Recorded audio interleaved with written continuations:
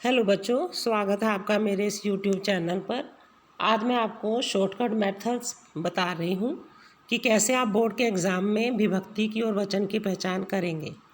आपके board exam में सामान्य हिंदी वालों के लिए और साहित्यिक हिंदी वालों के लिए भी 5 शब्द रूप हैं: आत्मा, राजा, सरिता, नाम और जगत के। अब ये पाँचों रूप इतने शॉर्टकट टाइम में आप याद तो कर नहीं पाएंगे, लेकिन मैं आपको एक फंडा बता रही हूँ। उसको अगर आप याद रखेंगे तो आपको बड़ी आसानी से विभक्ति और वचन पहचानने में आप बड़ी आसानी से विभक्ति और वचन पहचान लेंगे। ये बच्चों देखिए, ऊपर मैंने कुछ हिंट्स दिए हैं। अगर आप इन्हें याद रख लेंगे तो आपको विभक्ति और वचन पहचानने में कोई दिक्कत नहीं होगी। सबसे पहले हम एक वचन को लेते हैं। हम एक वचन, द्विवचन और बहुवचन, एक वचन, द्विवचन और बहुवचन इस क्रम में नहीं जाएंगे। हम पहले एक वचन समझेंगे, फिर द्विवचन और फिर बहुवचन लर्न करेंगे। सबसे पहले हम प्रथमा विभक्ति एक वचन देखते हैं। उसमें आपको एक चीज़ याद रखनी है कि आत्मा, राजा के तो शब्द वैसे के वैसे लिखने हैं। आत्मा और राजा जो शब्द है वही, जो नाम है वही लिखेंगे। लेकिन सरित, नाम और जगत, जैसे मैंने नीचे लिखा है, प्रथमा विभक्ति एक वचन में रूप चलेंगे: आत्मा, राजा, सरित, नाम और जगत। ये मैं आपको बड़ा करके दिखा देती हूँ। ये देखिए, आत्मा, राजा, सरित, नाम और जगत प्रथमा विभक्ति में ऐसे रूप चलेंगे। अब दूसरी विभक्ति में देखते हैं। पहचान क्या है दूसरी विभक्ति की कि लास्ट में अम लगा हो। अगर लास्ट में अम है तो आप समझ जाएं कि यह द्वितीय विभक्ति एक वचन है। द्वितीय विभक्ति एक वचन है। जैसे अब आप द्वितीय विभक्ति में रूप देखें, ये देखिए आप, राजा, आत्मानम, राजानम, लास्ट में अम लग रहा है। पहचान कर लें। ये देखिए, अम, अम, अम, तो आत्मानम, राजानम, सरितम। लेकिन दो चीज़ें एक सी रहेंगी, नाम और जगत। नाम और जगत प्रथमा विभक्ति एक वचन में भी वैसे हैं और द्वितीय विभक्ति एक वचन में भी वैसे हैं। ये दो सेम रहेंगे। बाकी तीनों में आप लास्ट में अम अगर है तो आप पहचान लें कि यह आपका द्वितीय विभक्ति एक वचन है। और नाम जगत ये दोनों एक से हैं। अब तीसरी विभक्ति की देखिए, मैंने आपको क्या पहचान बताई है कि लास्ट में, तृतीय विभक्ति में लास्ट में अगर आ लगा है तो वो आपका तृतीय विभक्ति है।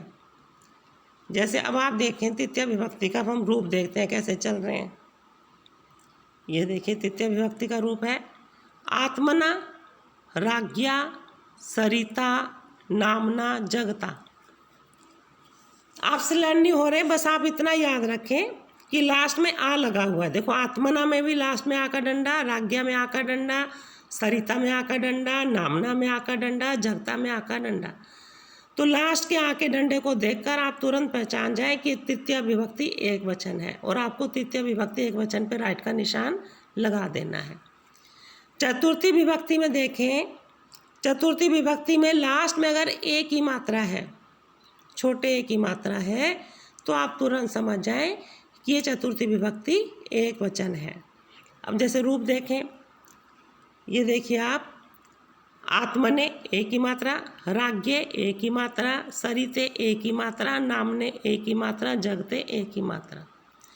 तो बस आपको एक ही मात्रा का ध्यान रखना है। एक ही मात्रा है तो वो चतुर्थी विभक्ति एक वचन है, उसके ऊपर आपको राइट का निशान लगाना है। अब आप पंचमी विभक्ति देखें।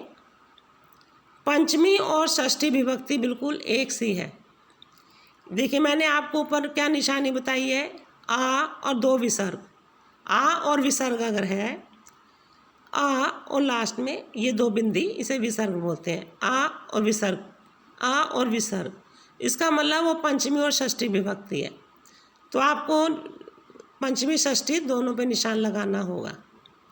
अब देखें रूप पंचमी षष्ठी में कैसे चल रहे हैं। ये देखिए आप, आत्मनः, आ और विसर्ग है, राज्ञः, ज्ञ में ए और विसर्ग है, सरितः, सरिता, ता में ए और पीछे विसर्ग है, नामनः, ए में न में ए है और विसर्ग है। जगतः, ता में ए है और पीछे विसर्ग है। तो पहचान कर लीजिए कि ए और दो बिंदी है, तो इसका मतलब वो पंचमी और षष्ठी विभक्ति के रूप हैं और आपको पंचमी षष्ठी जो भी है उसमें दिया हुआ होगा। पंचमी विभक्ति एक वचन, षष्ठी विभक्ति एक वचन, उसके ऊपर निशान लगाना है, टिक लगाना है। अब आप सप्तमी विभक्ति देखें। सप्तमी विभक्ति में मैंने आपको ऊपर निशानी बताई है कि सप्तमी विभक्ति में छोटी की मात्रा अगर है लास्ट में, लास्ट की छोटी की मात्रा देखनी है, अगर वो है तो आप समझ जाओ सप्तमी विभक्ति एक वचन है। अब सप्तमी विभक्ति एक वचन में रूप देखते हैं। ये देखिए, आत्मनि, राजनी। अब राजनी ऐसे भी लिख सकते हैं और राज्ञी भी हो सकता है। सरिति, नामनी, नामनी आधा में भी हो सकता है, और जगती। आपको सिर्फ विशेष ध्यान देना है कि देखो सब पे छोटी की मात्रा है। नी पे छोटी की मात्रा, राजनी पे छोटी की मात्रा, जी पे छोटी की मात्रा, तय पे छोटी की मात्रा, न पे छोटी की मात्रा और जगती, इन सब में छोटी की मात्रा है। ये देखिए लास्ट में ई की मात्रा, ई की मात्रा, ई की मात्रा, ई की मात्रा, ई की मात्रा, ई की मात्रा, ई की मात्रा। तो पहचान क्या है कि लास्ट में ई की मात्रा है तो सप्तमी विभक्ति एक वचन है। तो एक बार फिर से रिवीजन कर लें बच्चों। और हाँ, जो संबोधन है, संबोधन में आपका जो ऊपर रूप दिया हुआ है, जैसे ये आत्मन है, सीधी सी पहचान तो यही है कि अगर हे लगा हुआ है तो आप ये समझो, हे से ही समझ जाओ कि ये आपका संबोधन है। और प्रथमा एक वचन में, संबोधन के एक वचन में इस प्रकार से रूप चलेंगे, आत्मनः, राजनः, सरित, नामन और जगत। एक बार फिर से हम रिवीजन कर लें कि प्रथमा विभक्ति में कैसे चलेंगे कि जो नाम है, जैसे आत्मा तो आत्मा, राजा तो राजा, सरित नाम जगत।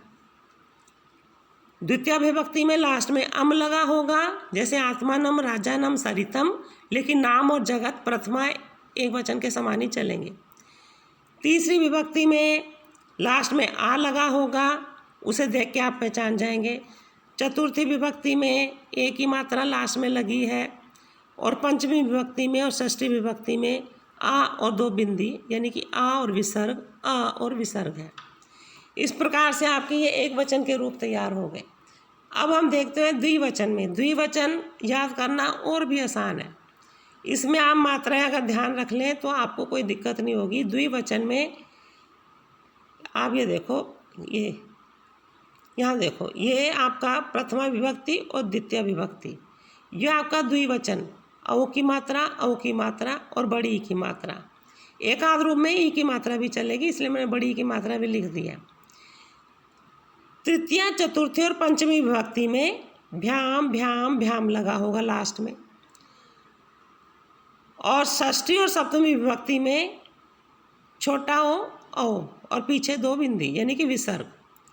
तो पहचान क्या करनी है, बड़े ओ की मात्रा भ्याम भ्याम भ्याम, बड़े ओ भ्याम भ्याम भ्याम, और ओ और विसर्ग, ओ और विसर्ग।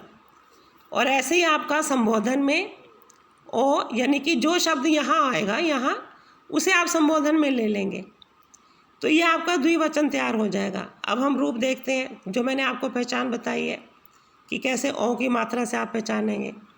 ये देखिए, आपके मैंने बताया ना ओ की मात्रा, तो देखो आत्मनो, राजानो, सरितो, तीनों में औ की मात्रा लगी है। तो बड़े ओ की मात्रा देख करके आप समझ जाएं ये प्रथमा विभक्ति द्विवचन है और द्वितीय विभक्ति द्विवचन है। अगर ये शब्द आते हैं तो आपको क्या लिखना है, आत्मनो ओ की मात्रा देख करके आप समझ जाएंगे कि ये प्रथमा विभक्ति द्विवचन, प्रथमा विभक्ति, ये देखिए इधर देखिए, ये प्रथमा विभक्ति द्विवचन और द्वितीय विभक्ति द्विवचन। और इसी प्रकार से द्वितीय विभक्ति में भी ये चलेगा, आत्मनो, राजनो, सरितो, लेकिन नाम और जगत में थोड़ा सा डिफरेंस है, वो आपको ध्यान रखना है। वो क्या है, नाम और जगत के रूप में नामनी और जगती, यहाँ बड़ी की मात्राएं लगेंगी। इन तीनों में तो लगेगा बड़े ओ की मात्रा, और नामनी और जगती में आपकी बड़ी की मात्रा लगेगी। अच्छा, अब तृतीया या आपकी तृतीया, चतुर्थी और पंचमी विभक्ति में मैंने बताया कि लास्ट में भ्याम होता है। ये देखिए, आत्म भ्याम, राज भ्याम, सरित भ्याम, नाम भ्याम, जगत भ्याम, सबके लास्ट में भ्याम लगा है। तो ये तृतीया में भी ऐसे चलेंगे, चतुर्थी में भी ऐसे चलेंगे, पंचमी विभक्ति में भी ऐसे चलेंगे। तो लास्ट में भ्याम देख करके आप समझ जाएं कि ये तृतीया विभक्ति एक द्विवचन, चतुर्थी विभक्ति द्विवचन और पंचमी विभक्ति द्विवचन है। उसके ऊपर आपको टिक लगाना है। अब आप आ जाओ छठी और सातवीं विभक्ति, या आपकी षष्ठी और सप्तमी विभक्ति। ये है षष्ठी, ये षष्ठी और ये सप्तमी। षष्ठी और सप्तमी विभक्ति में मैंने आपको बताया कि लास्ट में छोटे ओ की मात्रा है और विसर्ग है। अब रूप भी देख लेते हैं पहचान के लिए। ये देख लिए षष्ठी और सप्तमी विभक्ति के रूप। ये आपके षष्ठी और सप्तमी विभक्ति के रूप हैं। देखो, लास्ट में ओ की मात्रा विसर्ग, ये देखिए ओ की मात्रा विसर्ग, राज्यो ओ की मात्रा विसर्ग, सरितो ओ की मात्रा विसर्ग, नामनो ओ की मात्रा विसर्ग, जगतो ओ की मात्रा विसर्ग। देखिए, प्रथमा विभक्ति द्विवचन में बड़े ओ की मात्रा है और षष्ठी और सप्तमी विभक्ति में छोटे ओ की मात्रा है। बस ये पहचान आपको रखनी है। तो पहचान के चिन्ह क्या हैं? बड़े ओ की मात्रा, बड़े ओ की मात्रा प्रथमा द्वितीया में, तृतीया चतुर्थी पंचमी में भ्याम भ्याम, षष्ठी सप्तमी में छोटे ओ की मात्रा और दो बिंदी, ये आपको पहचान रखनी है। और संबोधन में जो आपका ऊपर दिया हुआ है वही आपको नीचे उतार देना। और सबसे बड़ी पहचान है हे लगा होगा, और बड़े ओ की मात्रा देखकर आप समझ जाओ कि ये संबोधन का द्विवचन है। यह आपका द्विवचन खत्म हुआ। अब आप आ जाओ बहुवचन पे। बहुवचन में थोड़ा सा आपको ध्यान रखना पड़ेगा। चलिए अब देखते हैं हम बच्चों बहुवचन कि प्रथमा विभक्ति और द्वितीय विभक्ति बहुवचन में थोड़ा सा आपको बस ध्यान रखना है। बाकी विभक्तियों में आसानी है। तो देखते हैं कि प्रथमा विभक्ति एक वचन में रूप कैसे चलेंगे कि लास्ट में आन, आनः, अतः, अंति और आनी, ये चार शब्द आपको याद रखने हैं। जैसे आत्मानः, राजानः, सरितः, नामानि, जगन्ति। तो रूप कैसे चलेंगे? आत्मा और राजा के तो एक से हैं, आत्मानः और राजानः। यहाँ ना के पीछे भी विसर्ग है, और सरितः विसर्ग है, फिर नाम का नामानी और जगत का जगन्ति।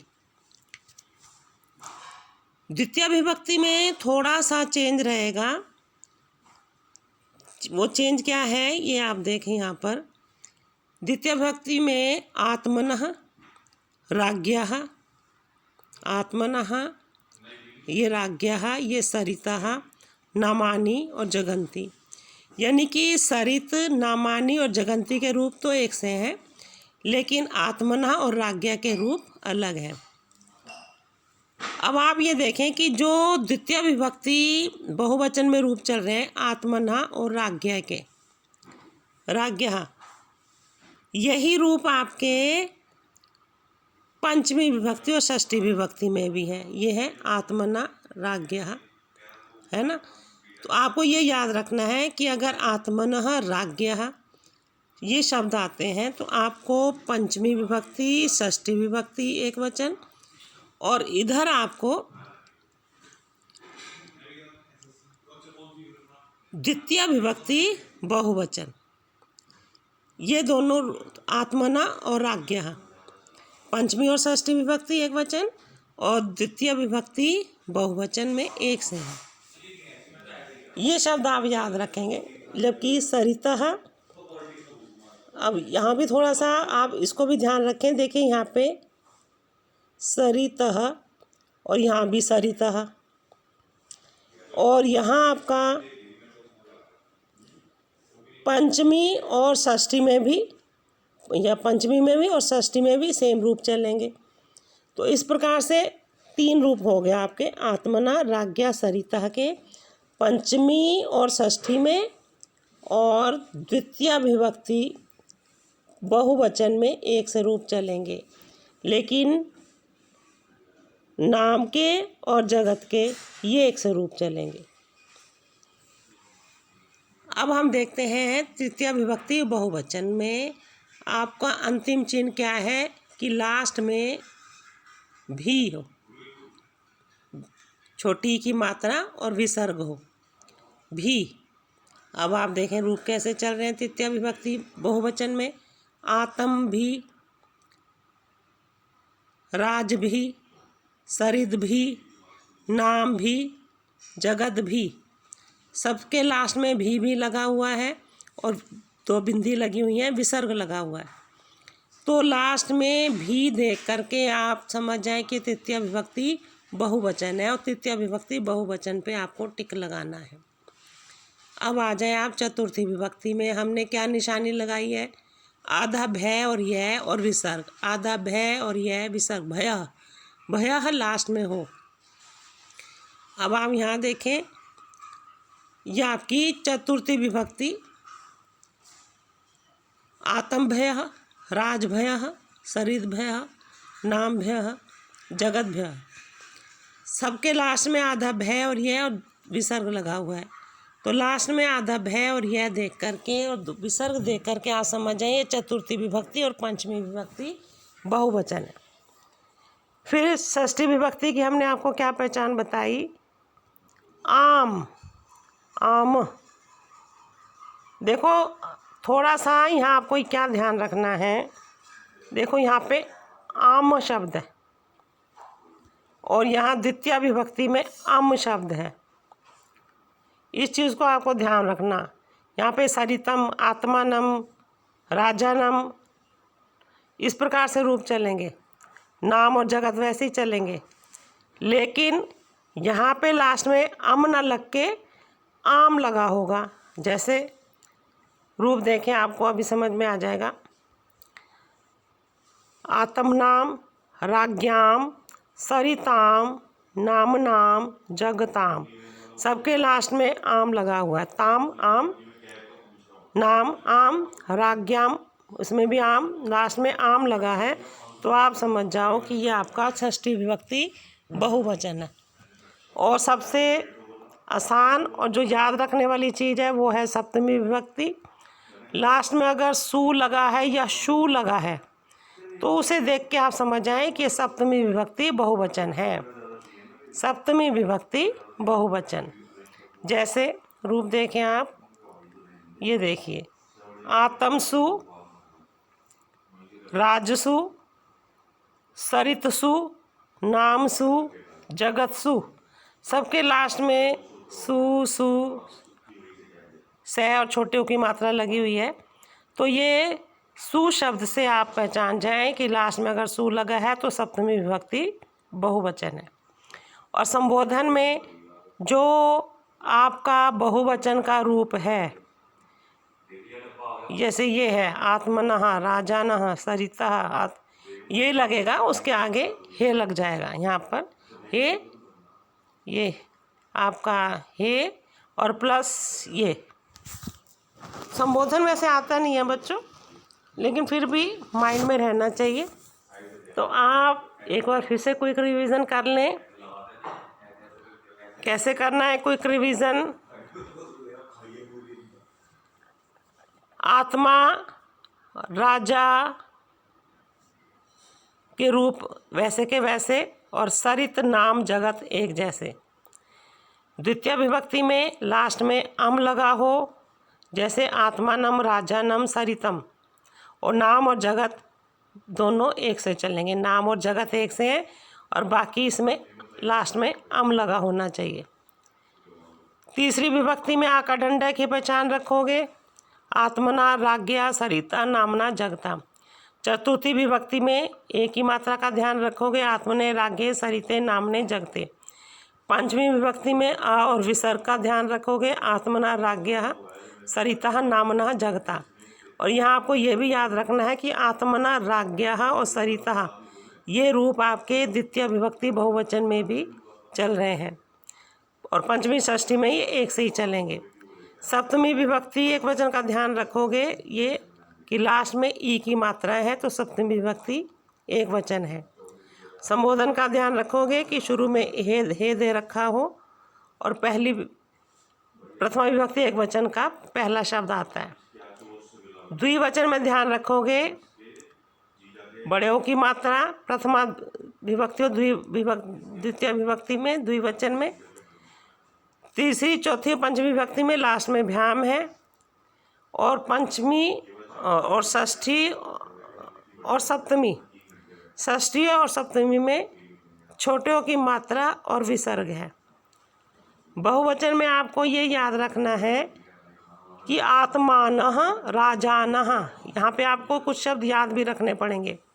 आत्मानः राजानः,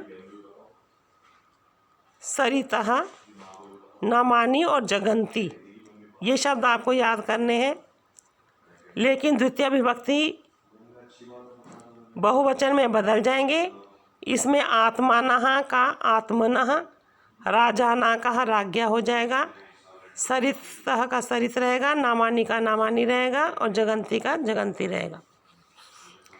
तृतीय बहुवचन का आप याद रखोगे कि लास्ट में भी और दो बिंदी लगी हो। चतुर्थी विभक्ति और पंचमी विभक्ति का याद रखोगे कि आधा भय और यह हो और पीछे विसर्ग लगा हो। छठी विभक्ति का याद रखोगे कि लास्ट में आम लगा है तो वो आपकी छठी विभक्ति है। सप्तमी विभक्ति का ध्यान रखोगे कि लास्ट में अगर सु लगा है तो सप्तमी विभक्ति बहुवचन है। संबोधन में मैंने आपको बता ही दिया है कि हे शब्द से आप पहचान कर लोगे कि संबोधन है। अब वो प्रथमा का है, एक वचन का है, द्विवचन का है, बहुवचन का है, वो आपको प्रथमा विभक्ति के रूप देख करके पता चल जाएगा। बच्चों आपको वीडियो कैसी लगी? यदि अच्छी लगी है तो ज़रूर लाइक करें, शेयर करें, सब्सक्राइब करें। जय हिंद, जय भारत।